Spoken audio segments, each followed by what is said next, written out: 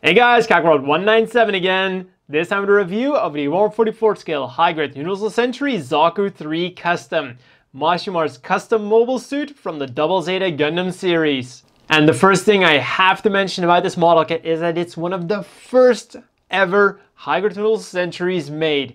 The third one, in fact. And it shows. First and foremost, the seam lines, which are pretty much all over the place. The face, the shield, the lower arms, the legs, even the backpack, they are very much everywhere.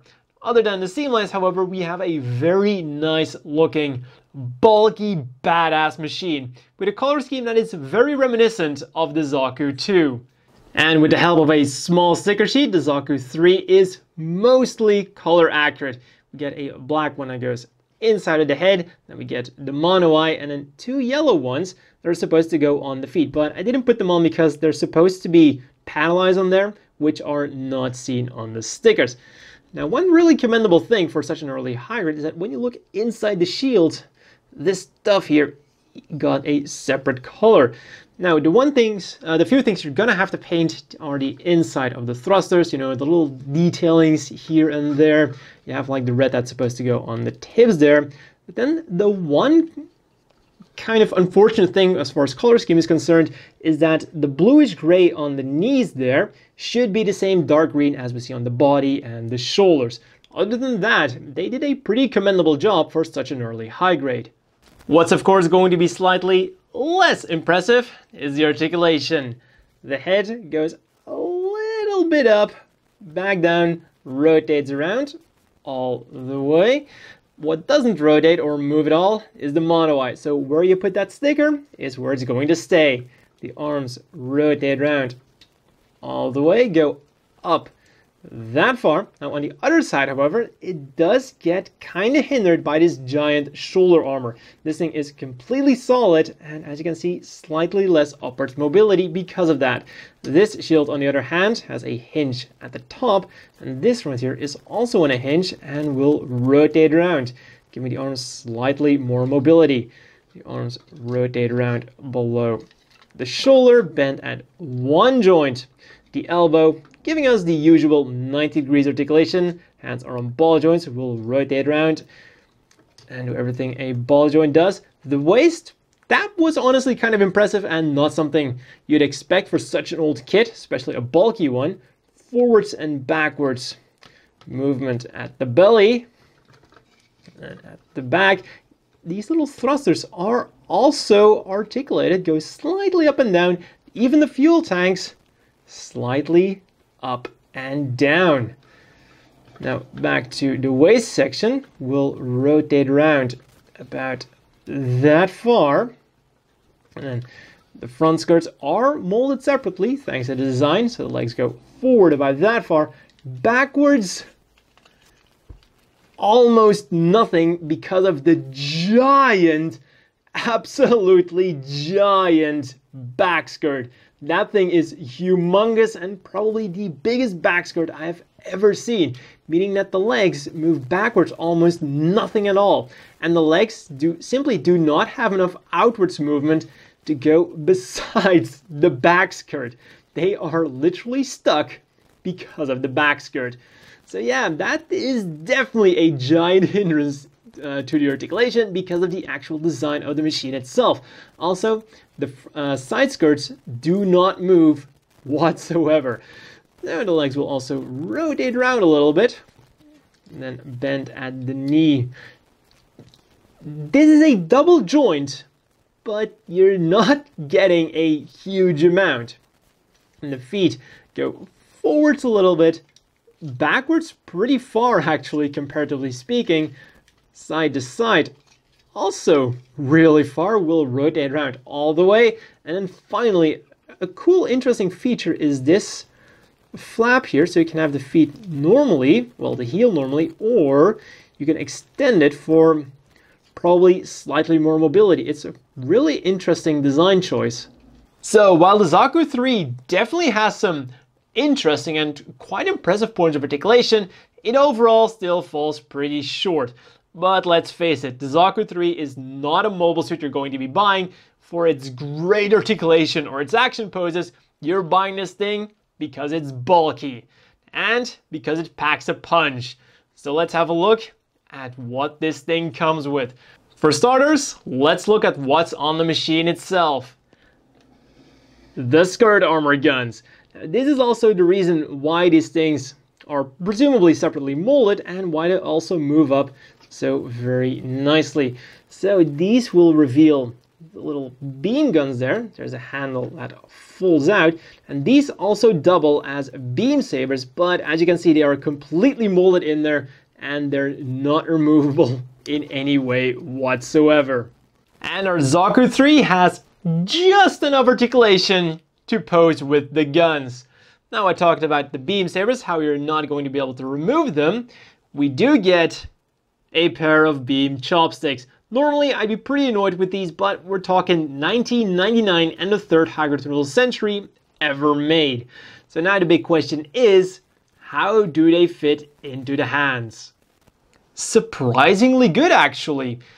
Now, the funny thing is, while they're not going to fall out, and just looking at it like that, they're pretty secure, they are actually pretty wobbly in there. So there's this odd situation where they're solidly in there, but they're still extremely wobbly, which is unique.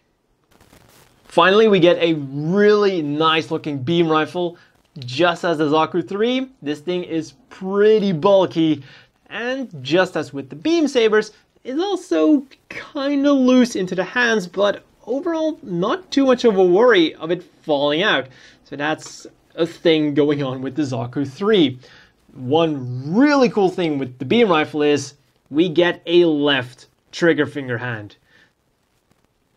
It's surprising to see the third high-grade tool century ever made come with a left trigger finger hand, and so many modern kits that don't come with a left trigger finger hand.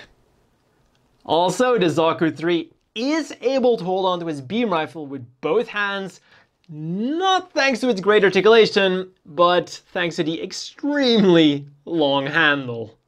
As always, the inevitable question is, do you want to buy this? And well, it really depends on the kind of person you are and what you're looking for. Is the Zaku 3, purely objectively speaking, a good model kit? Probably not. It lacks articulation, it has those huge seam lines, and accessories, well, they are okay for what it comes with. However, if you're the kind of person who doesn't mind an older model kit and who's just looking for a massive model kit for a nice price of 1,500 yen, then the Zaku 3 Custom is definitely something for you to consider. Because for 1,500 yen, you don't get a lot of options of really bulky mobile suits with a nice shelf presence. The only one that immediately comes to mind is something like the old Cubile. And you're probably going to want to pick up the Revive if you're going to buy a Cubile at all. Most of the other bulky machines are 2,000 yen or above, so the Zaku 3 fills in a nice niche. You want something bulky, you don't want to spend too much, the Zaku 3 is a great option. On top of that, just the design of the thing is pretty damn nice. And hey, if you want a Zaku 3, you get to choose either the mass production model or the Mashymre Custom. So I think there is definitely room for a Zaku 3 in anyone's collection, especially if you like the bulky machines. So then the question is, should you go for the Mashymre or the mass production type? And once again, it just depends on what you prefer. Unlike some other model kits like the HGUC, where you should definitely pick up the mass production type, here they are both very similar in value. They both come with 2 beam sabers, they both have the 1 beam rifle, and for the options they come with, very similar. The only differences between them, the kneecaps, the beam rifle they come with, the head, the left shoulder, and on the back, we have a different backpack and a different back skirt. I guess you could say that the Mashymre version comes with slightly more plastic, but that's really all there is to it. And also the shield that my Zaku 3 mass production type is holding is from a weapon set and does not come with the Zaku 3. So yeah, overall a very nice model kit for 1,500 yen. Very much worth the price, I would say. So for size comparisons, here he is next to some other bulky Neo Zeon mobile suits. On the left we have the Dryson, and on the right we have the massive Doben Wolf. Also, the Doben Wolf is by far one of the best price values you can get when you want a bulky machine. Also, a fun fact with the Zaku 3 and the Doben Wolf is that both of them actually were contender for Neo Zeon's next generation mass production mobile suit. The Doben Wolf eventually won out because just look at the arsenal, and it was thought that the Doben Wolf was, of course because of that arsenal, a way better machine than the Zaku 3.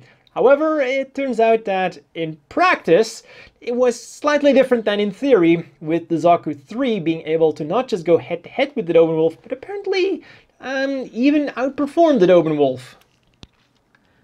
And finally, here he is next to the standard size gym custom and the always bulky Zaku 3. And here you can really see just how massive the Zaku 3 is, because it's just as massive as the Zaku 3. Like I always say, if something is as massive as the Zaku 3, it's gotta be a massive thing as well. Meaning that the Zaku 3 is without a doubt a massive machine. And with that, I end my review of the Zaku 3, and I will see you all next review, where there will also be a Zaku 3. Until next time.